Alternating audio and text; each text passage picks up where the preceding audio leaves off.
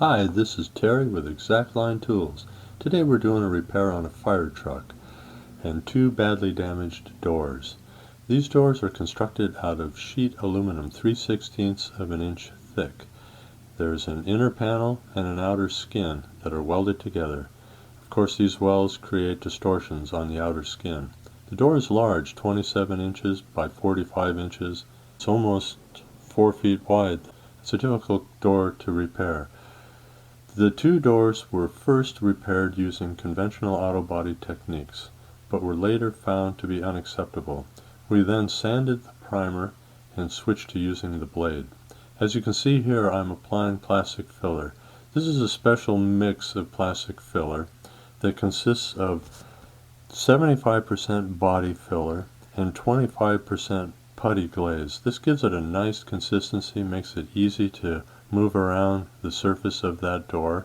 We don't have really great distortions to deal with, certainly large enough to notice very easily, but we don't need a real thick fill, so a thin plastic filler like this over the primer works just fine. Now we're moving it around, just trying to get the plastic filler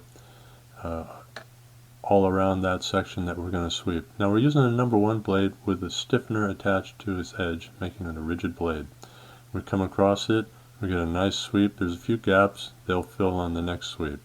And as we transition across it the second time, we can see that this is being moved and organized into a very flat and straight surface. Now we'll give it another sweep here, and this one is looking really great. I think this will do it. We'll let this one go.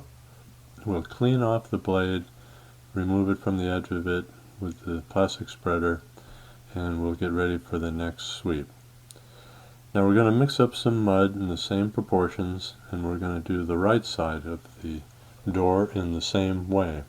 Now we're going to first start applying, again as we did initially with the left side, pressing the plastic filler tight into the primer. Now we're not going to try to do this job and finish it with this sweep. We're simply doing two sides, and then we're going to do a finished sweep right down the middle. So we'll have 3 sweeps total. We're in the second one right now, and we're moving the plastic filler around so we cover all the areas that we're going to sweep and have good adhesion onto the primer. Just keep moving it around, making sure we've got this on. It's very important not to have gaps in it. It just complicates the sweep if you don't have it nicely covered consistently around the entire area. I picked out a little piece of hard plastic that fell into that, and now I'm going to take the number 1 blade with the stiffener on it, and I'm going to sweep the surface that we just applied. And I'll come across it. As we move across it again, it starts to move and organize the plastic filler. Pick that Bondo and put it towards the top of the sweep and come across it. We can see with each sweep that the surface is becoming flatter and straighter. We'll just continue to move this plastic filler with the blade, moving and organizing it into the shape that we're looking for. We're getting very close. This is a lot of area that's being brought into precision shape. Coming across it again, this one's looking really good, and I think we can let that one go there. Alright, so what we're going to do now is we're going to sand the 2 areas towards the inside, as you can see where I'm applying plastic filler right now.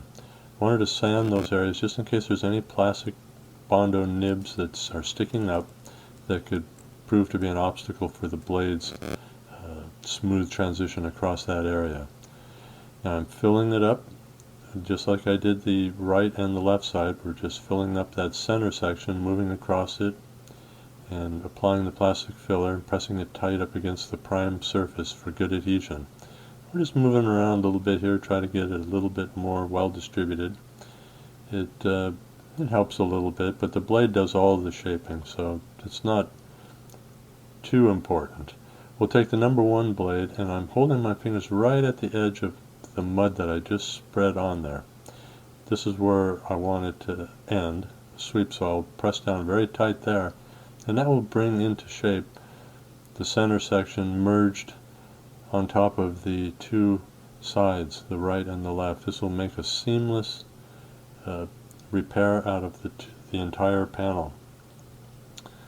And we'll continue to sweep across it, getting a really nice sweep. Just take our time.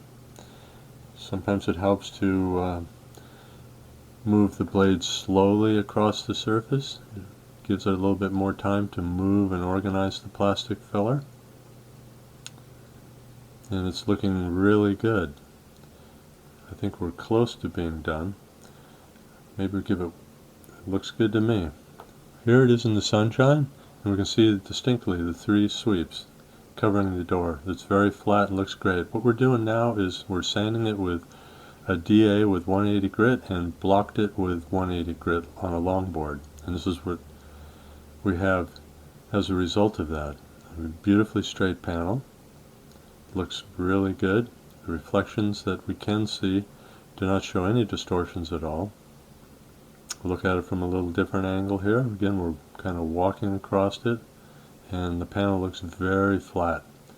Beautifully shaped. Let's come over at this angle here and look at it. Okay, we can see some reflections from the door sill where you exit the room.